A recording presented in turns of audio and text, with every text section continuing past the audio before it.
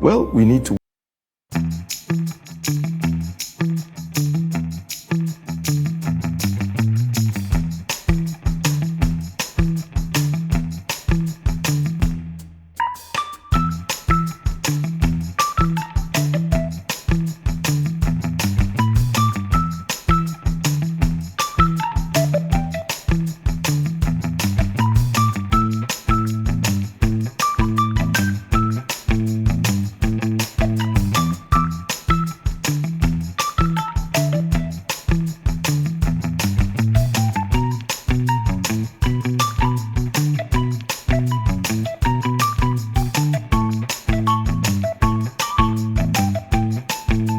Africa 360, your source for insightful news, analysis, and thoughtful commentary. If you value informed perspectives and fact-based reporting, be sure to like, subscribe, and hit the bell so you never miss an update. Disclaimer: the content on this channel is based on reliable public sources and credible online information. It is intended strictly for educational and analytical purposes. We do not promote or endorse political violence, hate speech, or any form of discrimination. Our goal is to inform, not to inflame. Thanks for being here. Let's stay informed together. Africa is the only continent that does not have to import anything. They don't need your oil. They don't need your gas. They don't need your gold. They don't need your food. They don't need your rice. They don't need your cattle. They don't need your corn. They don't need nothing. It is the only continent that does not have to import anything. 2 weeks ago, I watched in great pain on television in Bamako, Mali, young Malians celebrating in the streets that the government of Mali had entered into successful or possible successful negotiation with Wagner, which is a Russian mercenary group, to replace the French. And they are saying how beautiful it is now. And I said, a slave celebrating the departure of one slave master and the arrival of another slave master. That is the state in which we are. 1961, they assassinated Patrice Emery Lumumba, and Congo has never been the same again. In 1963, they assassinated Sylvanus Olympio in Togo, and Togo has never been the same again. Then there were coup d'etats. Kwame Nkrumah himself, in 1966, eliminated via coup d'etat.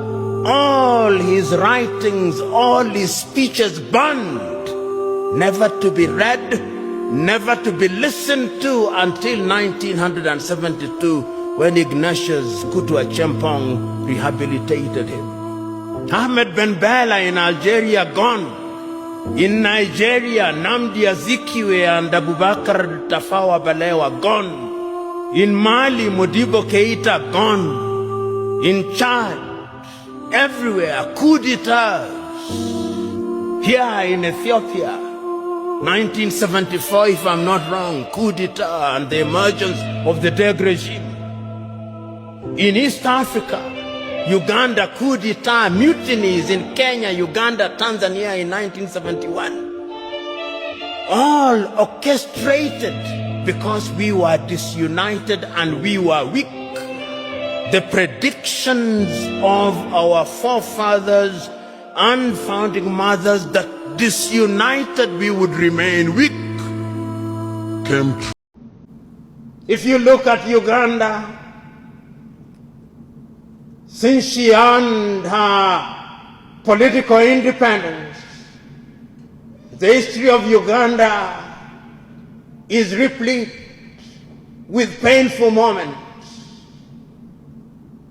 The history of Sudan, painful moments. Somalia, painful moments. Ghana, painful moments.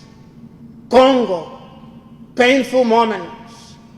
Rwanda, painful moments. Burundi, painful moments. Nigeria, painful moments. Algeria, painful moments. Liberia, painful moments. South Africa, painful moments. Zimbabwe, painful moments. It has been a history of pain because our culture was taken away. And when we thought that we had a solution to our problems, a new wound appeared. We must remind ourselves of our history.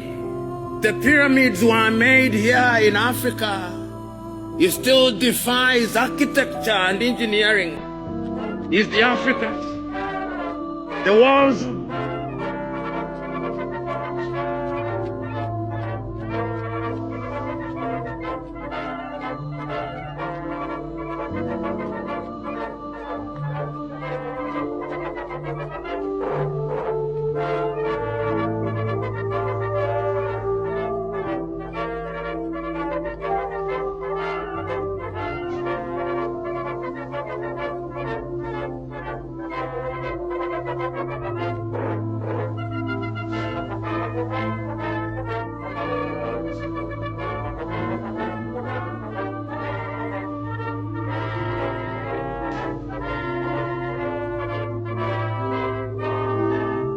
As reactions continue to pour in from across the continent, one thing is clear.